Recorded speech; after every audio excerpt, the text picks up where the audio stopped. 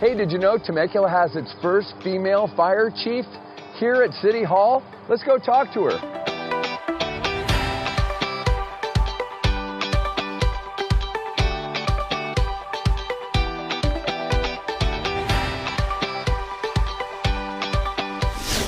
Hi, Jody. Hi, Great to see you again. How are you doing? Great.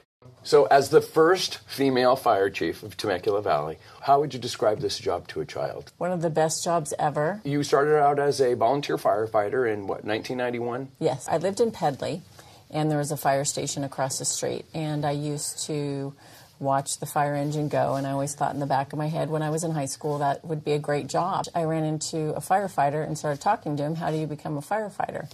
And he told me, Riverside County Fire has volunteers, so I started looking into it, and I became a volunteer. When I was a kid, we didn't even use sunscreen, we used baby oil.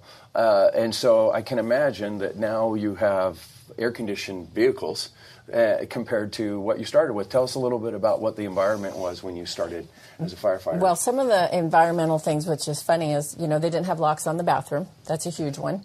We had the first fire station I had, we had a joint fire station, so we create a sign where you just turn at women, but in the middle of the night when you're going to the restroom, people don't look at signs, so that was a challenge. I went up and down the state on the back of a Type 3 engine. There was no protection from the sun. I was literally open cab. It's like riding in the back of a truck up and down the state in the middle of summer. Yeah.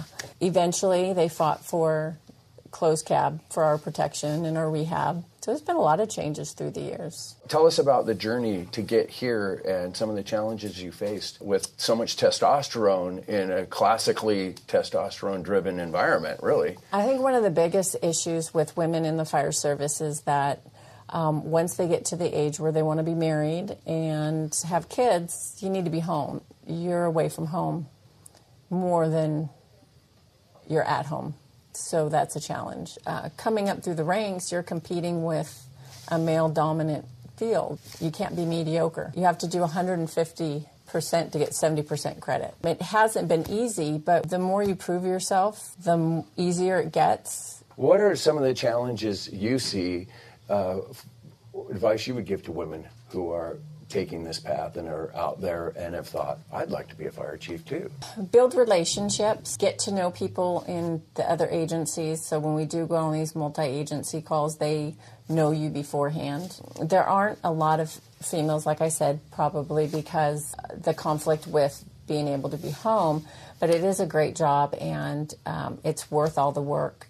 We're headed in the right direction. Yeah. We're headed in the right direction. You're going to see more of us. I think it's one of the greatest jobs ever, and I really think that females bring something to the table, maybe a different perspective. We're more nurturers and stuff, and when you have a fire station and you have a bunch of men living in it, it may be just a different perspective. Hey, handle that different, or talk to somebody a little different. The training and everything's the same. And I'm not the first. We've had others before me who have paved the way, and I'm very grateful for that. We have great training centers. We have air bases.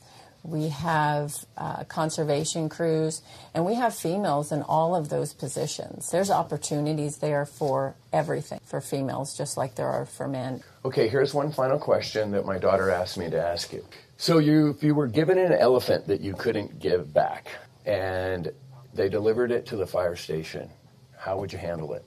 I would put a saddle on it and charge for elephant rides. Perfect. To support the fire department. That's awesome. Thanks for your time. Thank you. Have a great day.